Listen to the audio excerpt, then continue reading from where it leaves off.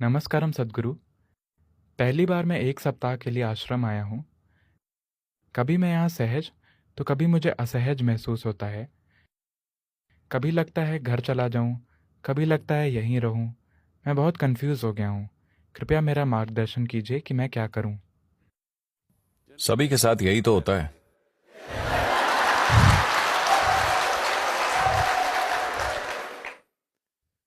तो इनका कहना है कि ये दूसरी या तीसरी बार यहां आए हैं।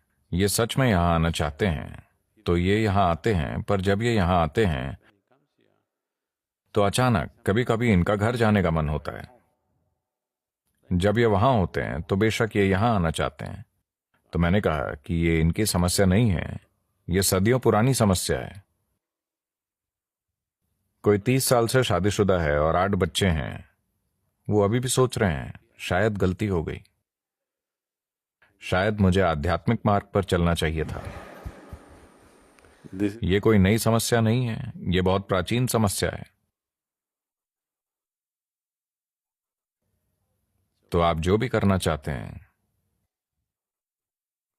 उससे पहले आपको अपने अंदर आनंद और स्पष्टता लानी चाहिए। उस पल में आप जो फैसला करें, भले ही आप मर जाएं, आपको उसी पर चलना चाहिए। जब भी आपकी भावनाएं ऊपर नीचे होती हैं, आपका मन कई चीजें कहता है, वो महत्वपूर्ण नहीं है। आज ये एक बात कहता है और कल दूसरी, सुबह ये शाम को वो। ये आज एक बात कहता है और कल दूसरी। इसका कोई महत्व नहीं है। मैं आनंद इसलिए कह रहा हूं क्योंकि आनंदित होने पर आप आदतों से मजबूर नहीं होते। जब आप बहुत खुश और स्पष्ट होते हैं, तब अगर आप तय करें यह करना मेरे लिए समझदारी है, वही करिए। फिर अगर नर्क महसूस हो तो भी फर्क नहीं पड़ता। आप 10 साल नर्क से गुजरते हैं तब भी फर्क नहीं पड़ता। आप बस वही करिए, क्योंकि आपकी खुशहाली वही है। जब आप मजबूरी के विभिन्न स्थितियों में होते हैं, तब अगर आप अपनी दिशा चुनते हैं तो आप हमेशा के लिए खो जाते हैं। it is not about what you're doing. बात यह नहीं है कि आपका काम क्या है, बस आप उसे बिना रुके करते रहें। रोज अगर आप उत्साहित और निराश होते हैं तो बात नहीं बनेगी। अचल हो जाइए। कोई फर्क नहीं पड़ता कि आपका काम क्या है। अगर आप कसाई बनना चाहते हैं तो अडिग कसाई बनिए, बात बन जाएगी।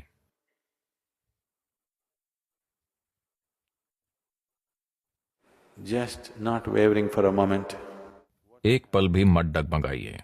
स्पष्टता और आनंद में आपने जो तय किया, उसी पर अचलता से टिके रहिए, तब आपकी बात जरूर बनेगी। हर दिन जब आपके विचार और भावनाएं यहां वहां उड़ते हैं, आप अपना मन बदलते रहते हैं, बदलते रहते हैं।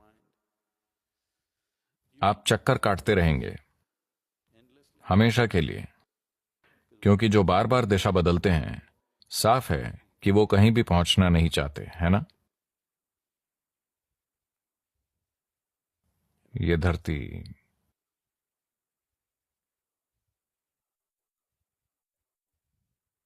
ये धरती गोल है, तो किसी भी दिशा में जाओ कोई फर्क नहीं पड़ता। जब आप दिशा बदले बिना आगे बढ़ते हैं, तब यात्रा कर पाएंगे, है ना?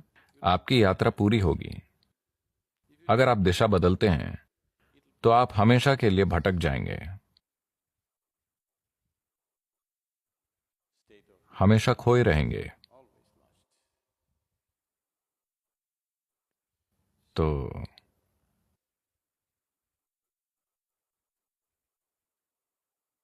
आप वहां रहना चाहते हैं, वहां रहिए, कोई समस्या नहीं है।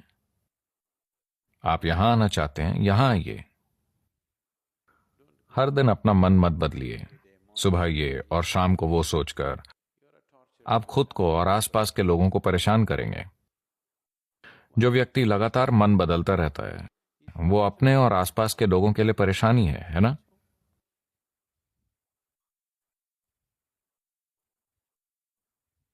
अभी आप सोच रहे हैं कल सुबह मैं योग करूंगा। कल सुबह जब 5 बजे डोंग होगा, मैं हर रोज सुनता हूं। पता नहीं आप में से कितने लोग सुनते हैं। जब डोंग बजता है, शायद हमें ढोल बजाना चाहिए। then तब आपका शरीर कहता है भाड़ में जाए योगा, मैं तो बस। it keeps changing. Its priorities keep changing and changing and changing. ये बदलता रहता है, इसकी प्राथमिकताएं लगातार बदलती रहती हैं। जीने का एक और तरीका भी है, जहां जीवन की सबसे बड़ी खुशियां, जीवन के सबसे बड़े सुख, सबसे सुखद चीजें चींटी के समान लगेंगी। इस जीव में यह काबिलियत है। When it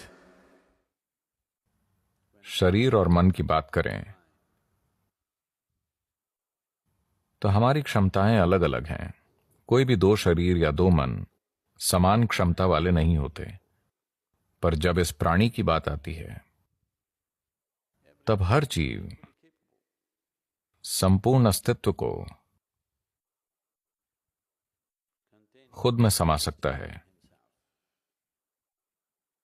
वैज्ञानिक कह रहे हैं कि यह लगातार फैल रहा है। इसे कैसे समाएं? यही इसकी सुंदरता है। वो जो अनंत है, जो शाश्वत है, जो असीम है और जो हमेशा फैलता है, वो इस जीव में समा सकता है। उसे लेकर किन्हीं 2 जीवों की क्षमता अलग अलग नहीं है। हर कोई समान रूप से काबिल है।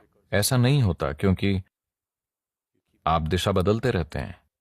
जहां भी आपको थोड़ा आराम मिलता है, आप वहीं टिकने की कोशिश करते हैं।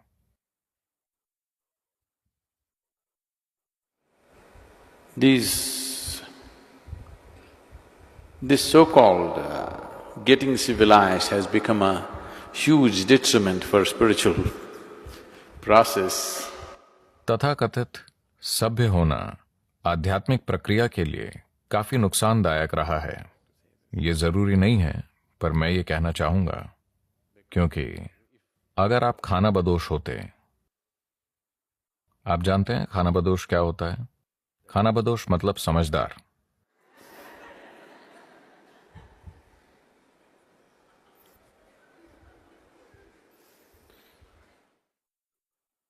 तो कौन खानाबदोश नहीं है? जो समझदार नहीं है। जो नासमझ है वही रुक जाता है। जो समझदार है वो हमेशा चलता रहता है और कहीं नहीं रुकता। जिस पल हम खानाबदोशी छोड़ देते हैं, हम एक तरह से सुरक्षा के पागलपन में पड़ जाते हैं। चाहे वो शारीरिक हो, मानसिक हो या भावनात्मक हो, आप हमेशा उस स्थान की खोज में रहते हैं जहां आप रुक सकें और सो सकें। और जब आप ऐसा स्थान खोज लेते हैं, तब चीजें आरामदायक हो जाती हैं और आप में उससे बाहर आकर फिर से यात्रा शुरू करने की हिम्मत नहीं होती। तो अगर आप बस एक पिकनिक चाहते हैं तो ये ठीक है। अगर आप 7वें पर्वत पर चढ़ना चाहते हैं तो कुछ दूरी पर जाकर आपके घुटने चरमराने लगेंगे और आपकी सांस भाप के इंजन जैसी हो जाएगी। पश पुश पुश, पश पुश पश पुश होने लगेगी। तब आप चारों ओर देखेंगे और सुंदर पत्थर, बांस, आसपास की चीजें और घाटी बहुत सुंदर है। फिर एक और कदम उठाने की जरूरत क्या है? यह शानदार है, यही है। तब आपका मन कहता है बस हो गया।